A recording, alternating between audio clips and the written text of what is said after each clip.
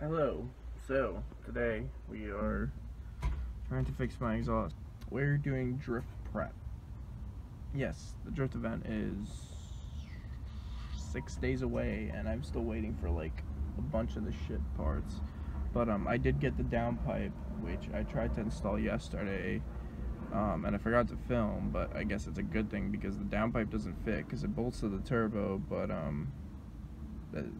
it doesn't bolt to the rest of the exhaust. So I'm just gonna go ahead and show you right now how that looks.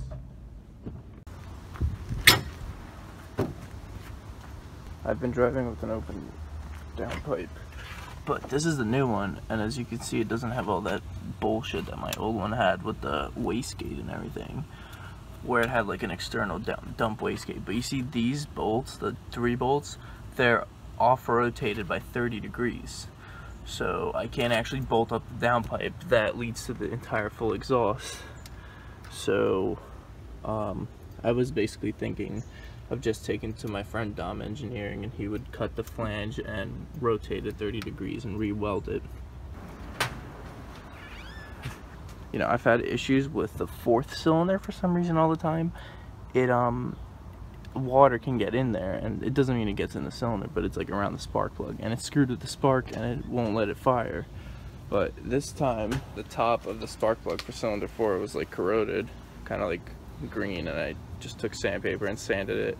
And then the inside of what gives the spark on the coil pack was also corroded, so I had a spare coil pack, and that was like, you know, brand new, and I just put it on. And also it was missing this little spring that feeds the spark from the coil pack to the spark plug, so I just used like a pen spring and hopefully it doesn't melt. The parts I'm waiting for is an air fuel ratio, like a wideband kit, so that I can put on that downpipe to, you know, because this engine runs rich as shit, obviously. Well, it's a stock tune and it's making more PSI, and it has an intake manifold and downpipe and all the bolt-ons.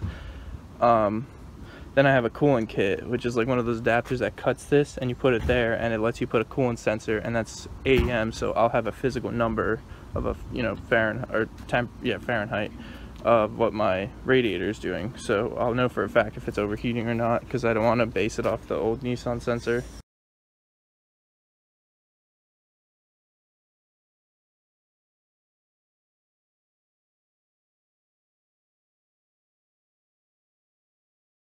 Alright, so now it's time to compression test the engine. Unplugged all the injectors. 2 of the last injectors actually have a bit of corrosion on the prongs.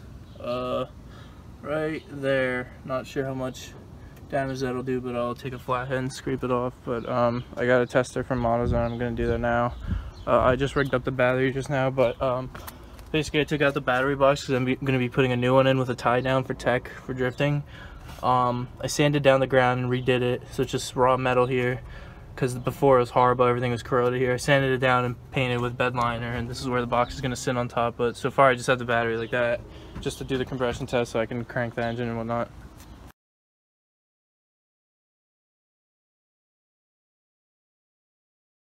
Hello fellas. So I did the compression test, and I mean, this is my first time doing compression tests. I kind of get the idea of it, but obviously I haven't really had a car that I needed to do it on, because like all my car's engines were fine before, at least I think. So I did it, and it showed like 110 to 120 across all cylinders, which it's kind of rare to see low numbers, but if they're all like across the board like that, it usually means it's good. But a lot of people did say you're actually supposed to apparently like run the engine and get it like hot as hell, like, you know, like you're normally driving, turn it off, take apart everything and do the test, because then your piston rings are warm and everything's seated and everything, you know, is how when the engine is running, obviously. So I am gonna try to put it back together, you know, run the engine, drive it.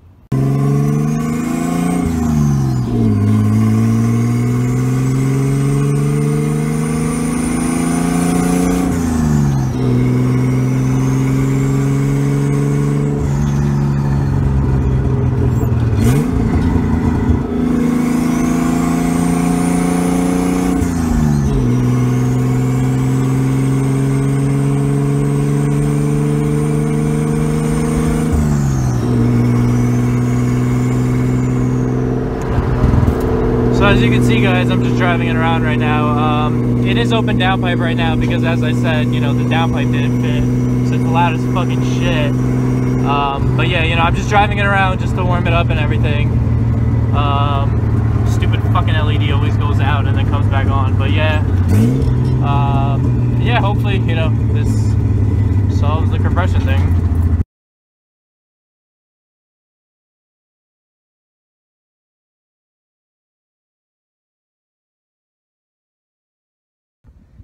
Hey guys, so continuation of next day. I have the old OEM downpipe that I snapped a stud on, and I'm just gonna throw that back in because I'm done dealing with this downpipe bullshit. So yeah.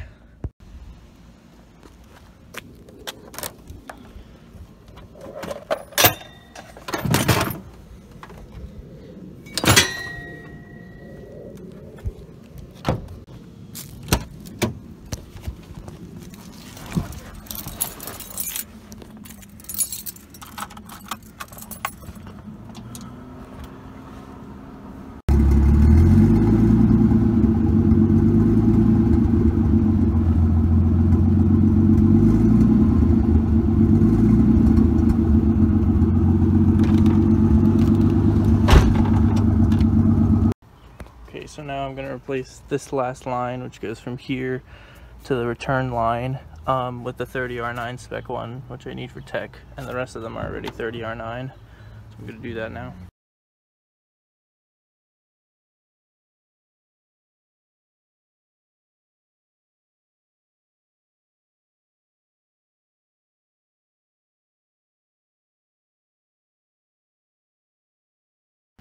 Hey guys, so I just got the power for this thing. Here's the gauge. Let me put it on AC1. Turns on. That's not the actual thing right now, obviously, because the gauge isn't even connected, nor is the car on. But I took my plug for the cigarette lighter, and I just spliced, well, not spliced, but I just cut into it and wrapped it around. I'm gonna solder that and wrap it in electrical tape. And my ground for the thing is, so I have a coolant fan switch right here, as you can hear, and that has a power going into it, power going out of it into the fan, and then it has another wire that runs the ground back to the fan, just so the switch never actually blows up. So I put the ground wire into the ground fan right there, and also going to do the same thing for that. I already ran the wire. It comes down through here. Here's the plug right here for the sensor, and it comes down and it goes into this, my downpipe, which I will be going to Dom shop right after I finish this install to have that flange cut and rotated 30 degrees so I can run the rest of the downpipe and the rest of the exhaust, which is laying in the car, and that should hopefully work.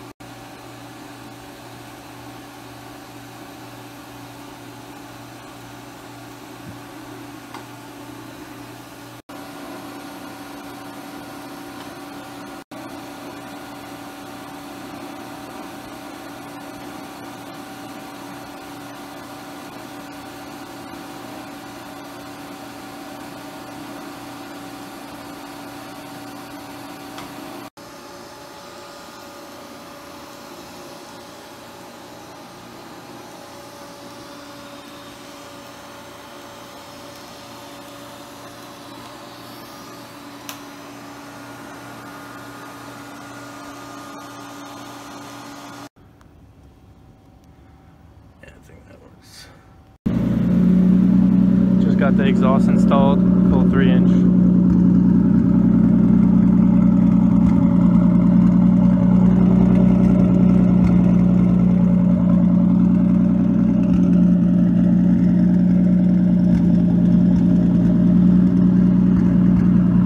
Stop by Pep Boys and got a Turbonetics boost controller, which is really good quality. You got a boost controller. Yeah, I got a boost controller. So I can raise it to like 100 psi or something like that. Alberto big boost. Yeah. And so I can make power. Yay. Woo.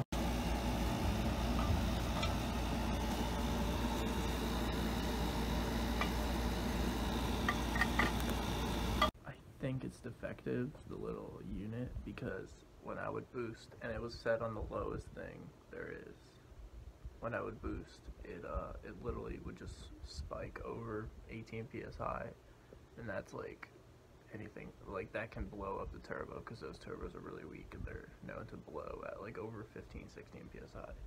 So I'm gonna go back to Pep Boys, and I don't know, maybe it's defective somehow. It's Turbonetic, so it's a pretty good company. I connected it inlet of the turbo to the controller, and then it goes to the wastegate, so it's connected right. I've done it before, many cars. I got the boost controller to work. Basically, it wasn't installed backwards, but for some reason you have to turn the knob plus to take out boost and minus to gain boost, but it works. So and then the ISR fuel pressure regulator is coming tomorrow, but I probably won't film that because I'll probably upload the video. Oh, it is coming tomorrow? Yeah, I'm gonna edit tonight and upload it Thursday, which is tomorrow. Hello. So after looking, finally found a Home Depot, or a metal bracket, because it's required to be metal to mount the fire extinguisher. And Dan got me a fire extinguisher from his job because they have a bunch at construction, so I didn't want to buy a whole kit, but I found this for $7 at Home Depot. I bent it a bit, and I'm going to be self-tapping it right there for the extinguisher to be able to sit like right there, because you need it within arm's reach. So that's what I'm doing today. It's the last 2 steps, is the fire extinguisher mounted, and then the battery box down here, which I got. It has to be a sealed box that has a lid to it that's not on. The lid's right there, a lid, and it has a metal bracket that goes over the battery to hold it down, because you can't have it open, and it needs an actual bracket over the battery. And then those are the last 2 things I need to pass tech.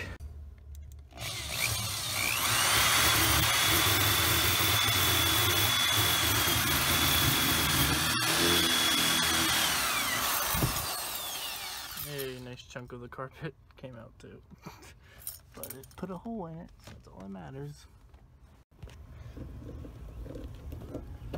Cell tappers are life when you have a 240. That's all I use to keep my kit into and everything. Just drilled little smaller holes through the floor, and then just tighten these, and that's literally it. Thing's fucking sturdy as shit. And it just goes like that, and then you hook, I can't do this with one hand, god damn it, and then you hook a smaller hook onto this, and that's it. Then you have a mounted ass fire extinguisher, and that's it. Yeah. He's replacing his clutch master cylinder. We already drove the car, but his clutch master cylinder started leaking, so he lost all pressure, and we had to rush home before it died. I lost the pedal yeah. completely. As I'm driving, the pedal just keeps getting softer and softer since it's bleeding out more. And I'm pretty sure just because that plunger is letting air into the slave cylinder itself. There's probably a big air bubble in there right now. Yeah, so you have to bleed it again. I checked the fluid level. It's about at 3/4 right now. It's not even that low. No, it's just a big bubble. It's not low, but yeah, there's definitely an air bubble in there. But he went to the AutoZone we have right there, which is a 24/7 one. Thank God. And yeah, it was because it has everything in stock. It's literally a giant warehouse. AutoZone parts. Yeah, it's all AutoZone. And he got it for like $15 a Duralast slave cylinder. Yeah, I'll write Nismo on it, and it's for sale, $160 or best offer. That's apparently how much they want it for a Nismo one. Yeah, dude, I go online, it's like $175 Nismo. From AutoZone? No.